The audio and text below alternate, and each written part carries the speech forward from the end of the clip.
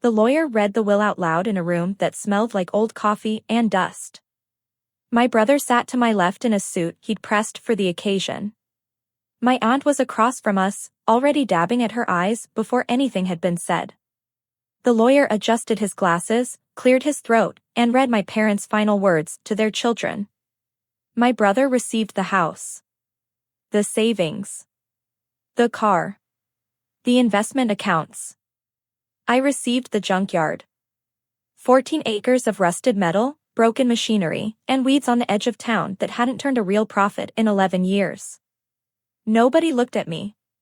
My brother reached over and squeezed my hand once, a gesture so brief it almost didn't happen, and then he straightened in his chair and asked the lawyer about the transfer timeline. I sat very still. Outside the window, it had started to rain. I didn't know yet what was buried on that land and why parents were not wealthy people. They were practical people, the kind who saved rubber bands in a kitchen drawer and reused wrapping paper and never once in my memory ordered dessert at a restaurant. They built things with their hands and measured worth in utility. In what something did, not what it looked like. The junkyard had been my father's since before I was born. He inherited it from his own father, who had built it from a single lot and a truck, and the particular stubbornness of a man who refused to believe that broken things had no value. By the time my father took it over, it had expanded to 14 acres on the western edge of town, parts cars stacked 3 high, scrap metal sorted into rusting rows, a small office the size of a garden shed with a space heater that worked when it felt like it. I grew up in that yard. Not metaphorically. Literally. After school, on weekends, during summers when other kids were at camps or pools or somewhere with air conditioning. I learned to identify engine parts before I learned long division. I knew the difference between aluminum and galvanized steel by the time I was 9. My father taught me the way he taught everything, not with formal instruction, but by doing it beside me until I could do it alone. My brother never came to the yard. He had a sensitivity to dust, my mother always said. And then later, an interest in other things. School things. Indoor things. The kind of future that required a blazer rather than work gloves. My parents supported that fully and without condition, the way good parents do. They adjusted. What I didn't understand then, what I wouldn't understand for a long time, was that adjusting for one child sometimes means quietly asking more of the other. I was the one who helped close up on winter evenings when the light died early and the cold came fast off the fields. I was the one who learned the accounts, the suppliers, the regulars who came every third Saturday for specific parts they couldn't find elsewhere. I was the one who sat with my father in that freezing shed office drinking bad coffee from a thermos, going over what needed fixing and what needed letting go.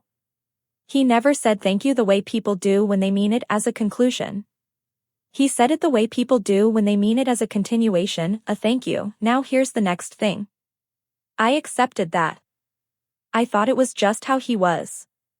How we were. When his health declined 2 years ago, I drove out every weekend. Not because anyone asked.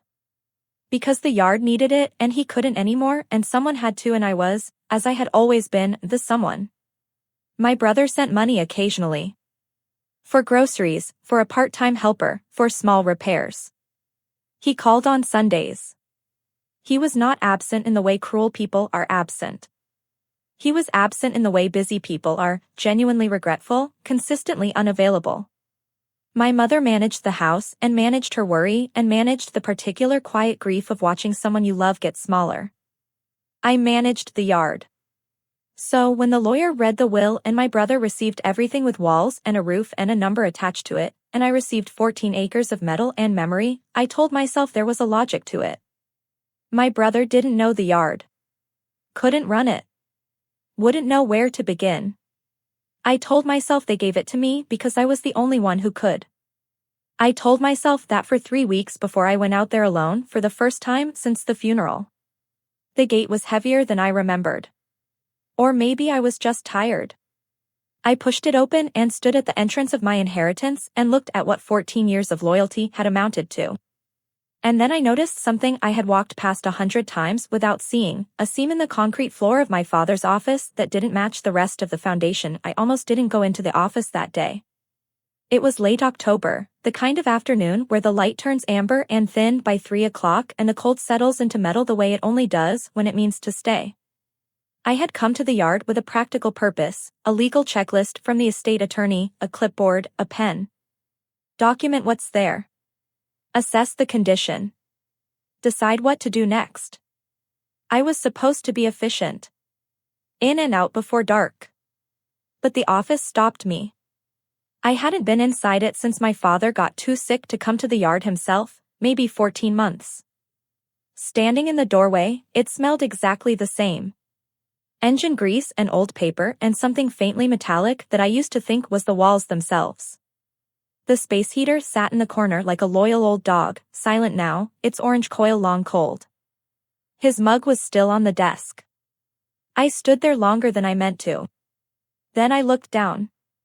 The floor of that office had always been poured concrete, rough, uneven in places, stained dark near the desk where something had spilled decades before I was born. I knew that floor the way you know things you've stood on 1,000 times without thinking about them. But there was a line. A straight, deliberate line running about 4 feet across the concrete near the back left corner, where an old metal shelf unit stood, the one that held spare invoices, a box of fuses, 3 coffee cans full of assorted bolts. The line was faint, filled with grime and age. But it was a seam, and it was too clean to be a crack. I moved the shelf. It was heavier than expected, and it scraped against the concrete with a sound that seemed too loud for the empty yard. Behind it, the seam became a rectangle. Roughly 3 feet by 2. Flush with the floor. No handle, no hinge visible, just the outline of something deliberate beneath decades of dust. I crouched down and ran my fingers along the edge. The concrete wasn't concrete. It was a cover.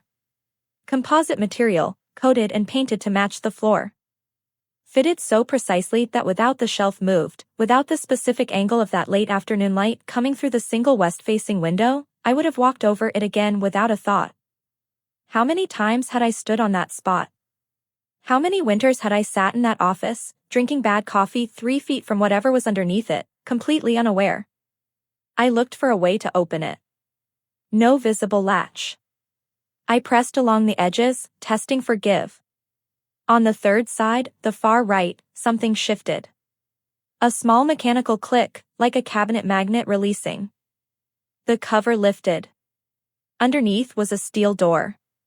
Recessed into the ground, maybe 6 inches below the false floor.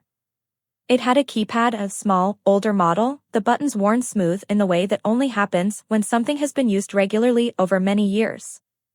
I sat back on my heels. My father had built something under the floor of his office and never told me. I thought about every conversation we had ever had in that room. Every cold evening, every thermos of bad coffee, every thank you, now here's the next thing. I went back through my memory the way you search a drawer you've checked before, certain you've seen everything, suddenly not certain at all. Had he tried to tell me once? There had been a conversation 2 years before he died, a Sunday afternoon in early spring when he'd been unusually quiet and then said, out of nowhere, there are things I should have explained better. I had assumed he meant the accounts. The supplier relationships. The particular way the eastern lot drained in heavy rain. I sat on the cold floor of his office for a long time, looking at a keypad I didn't have the code to. And then I remembered something, not a conversation, not an instruction. A birthday card. My father gave me a birthday card every year without fail. Not elaborate ones. He wasn't a man who browsed card aisles for sentiment. He bought the plain kind, cream-colored, simple border, and wrote in them with the same black pen he used for invoices. Short messages. Practical ones. The kind that said I was thinking of you without ever quite saying it directly. I had kept every one. Not intentionally, not at first. They had accumulated in a shoebox at the back of my closet the way things do when you don't throw them away but don't quite know what to do with them either. I hadn't opened that box in years. I drove home that evening with the keypad code burning in the back of my mind. The shoebox was exactly where I remembered it, top shelf, pushed to the right, behind a folded blanket. I lifted it down and sat on the edge of my bed and opened it in the quiet of a house that suddenly felt very loud with implication. There were 22 cards. One for every birthday since I turned 18. I went through them slowly, starting from the oldest. His handwriting was the same throughout, small, slanted slightly left, every letter deliberate in the way of someone who had taught himself to write neatly rather than being born to it. Most of the messages were brief.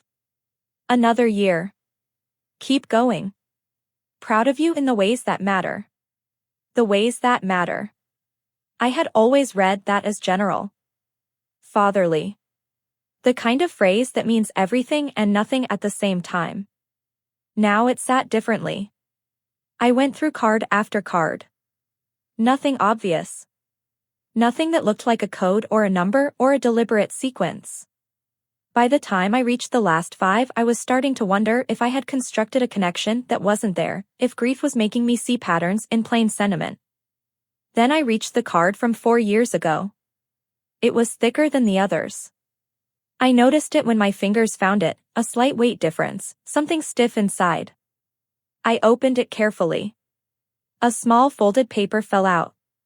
Not loose, it had been tucked deliberately into the fold of the card's spine, pressed flat, invisible unless you were looking. I unfolded it. 6 digits. Written in his handwriting. No explanation. No label.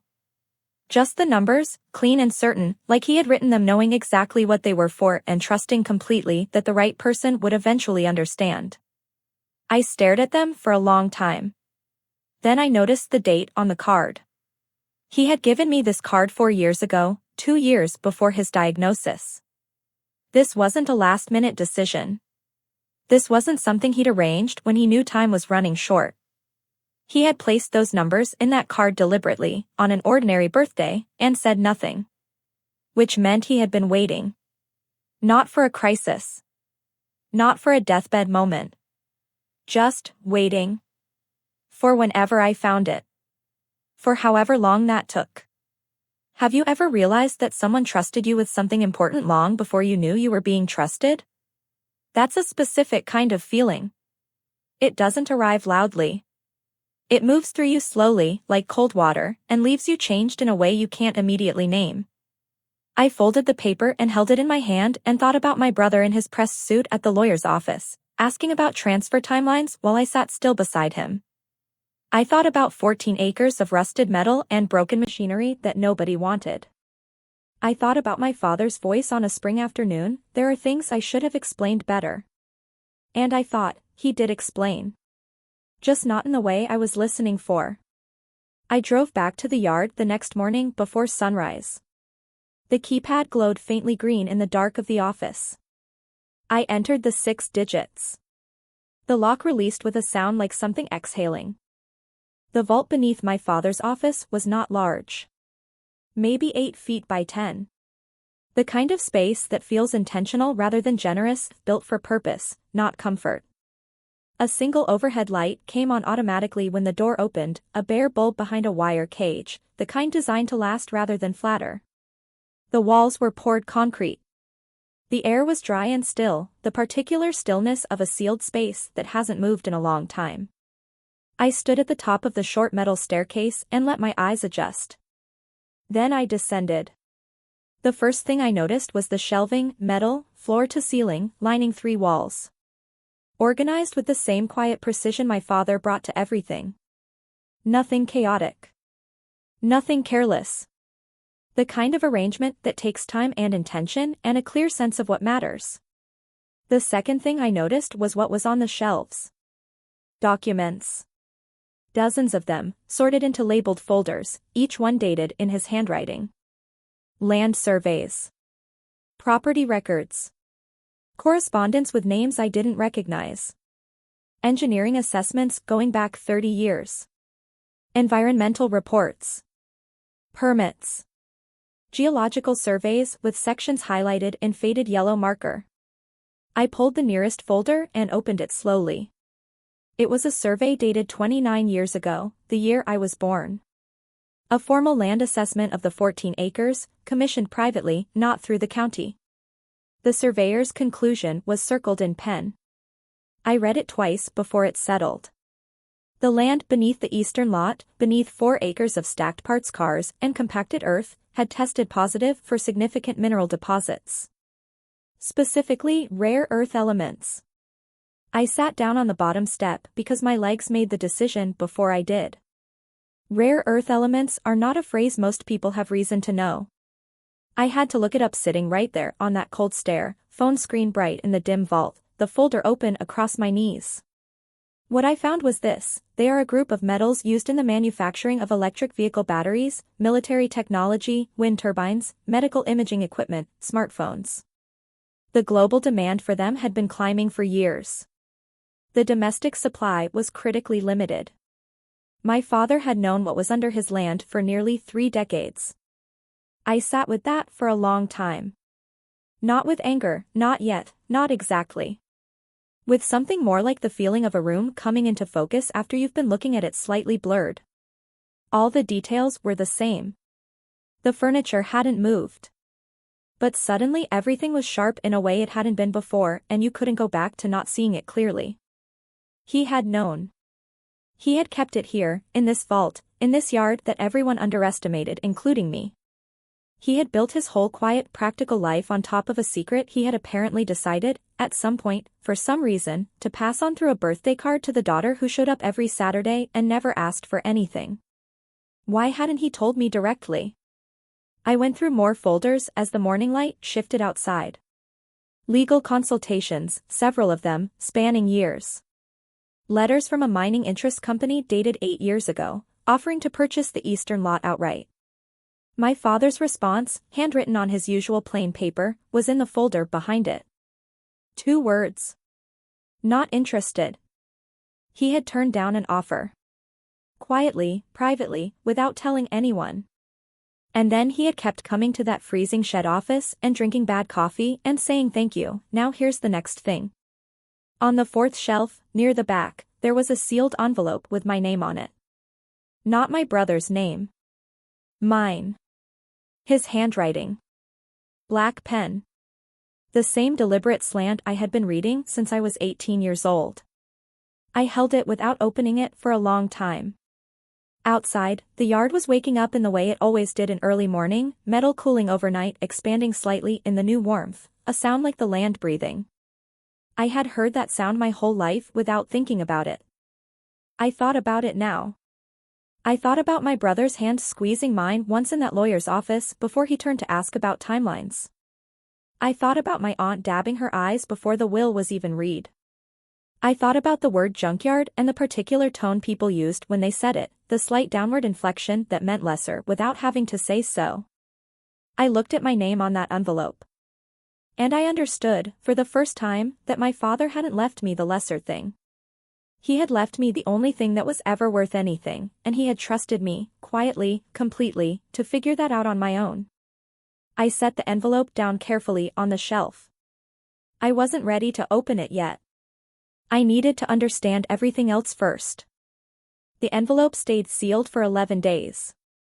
I'm not entirely sure I can explain that decision, not open it, not yet, except to say that some things feel too significant to rush.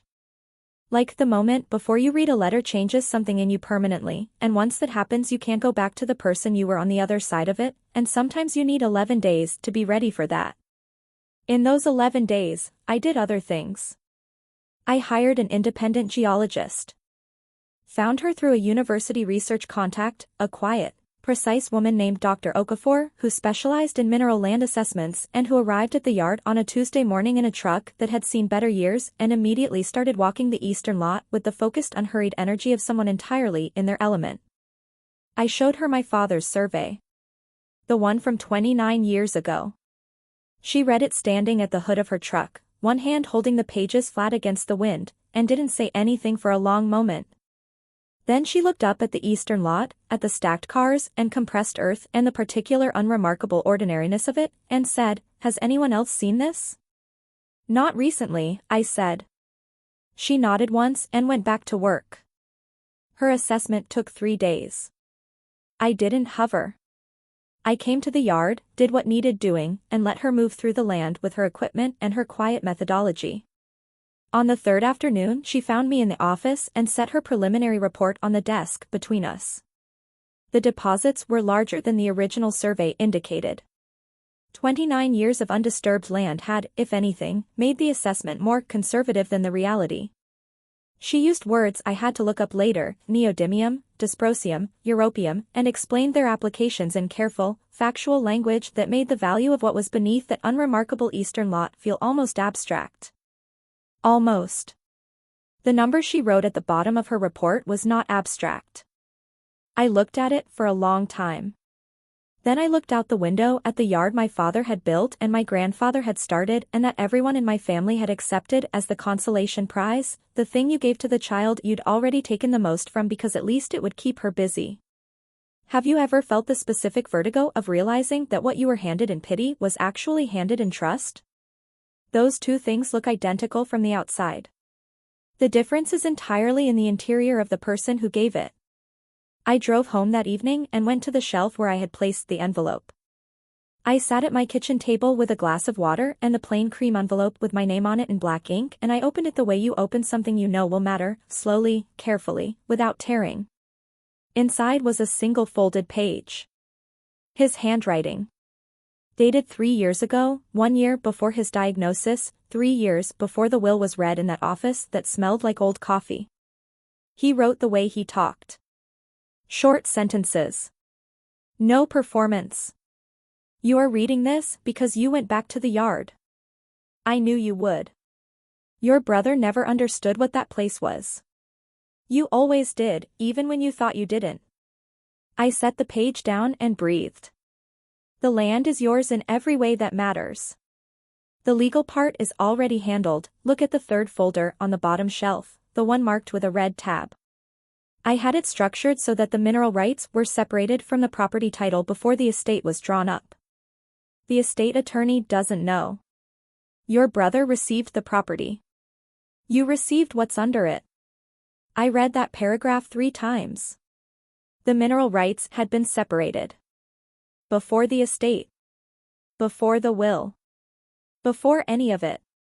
My father, quiet, practical, a man who saved rubber bands in a kitchen drawer, had spent years constructing a legal architecture so precise that the most valuable thing he owned passed to me completely outside the estate process. My brother had received the house and the savings and the car and the accounts and felt the full satisfaction of that, uncomplicated and complete. And I had received the junkyard, which held, in its eastern lot, enough rare earth deposits to change the trajectory of everything. I kept reading. I should have told you directly. I know that. I chose this way because I wanted you to find it yourself, to understand it yourself, before anyone else could have opinions about it. By the time you read this you will already know what it's worth. That matters. Knowledge first. Then decisions. The last lines were brief. You spent your whole life showing up. I saw it every time. The yard was never a lesser thing. It was the only thing I had that was worth the person I was leaving it to. I'm sorry it took this shape. I hope you understand why. I folded the letter carefully. Placed it back in the envelope. Set it flat on the table and put my hands on either side of it and sat in the silence of my kitchen for a very long time. Outside, a car passed slowly on the street. Headlights moved across the ceiling. Somewhere down the block, a dog barked once and stopped. Ordinary sounds. A completely ordinary evening. Except that I was sitting at my kitchen table with a letter from my dead father and a geologist's report and the growing understanding that the story I had been living, the one where I was the overlooked one, the reliable one, the one who got the rusted consolation prize, was not the story he had been telling at all.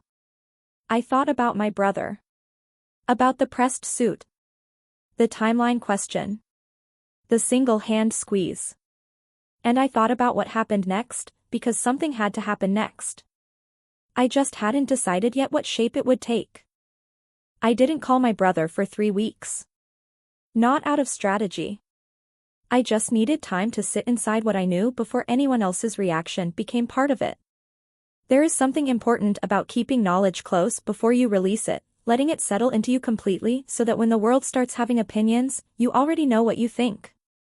I spent those weeks doing practical things. I met with a mineral rights attorney. She reviewed everything carefully, confirmed what my father's letter had told me, and then said one sentence twice so I would be sure to hear it. The mineral rights cannot be contested. I nodded. Drove back to the yard. My mother called twice. Mentioned gently that my brother had been asking about the yard, whether I'd considered selling, whether the upkeep was too much for one person.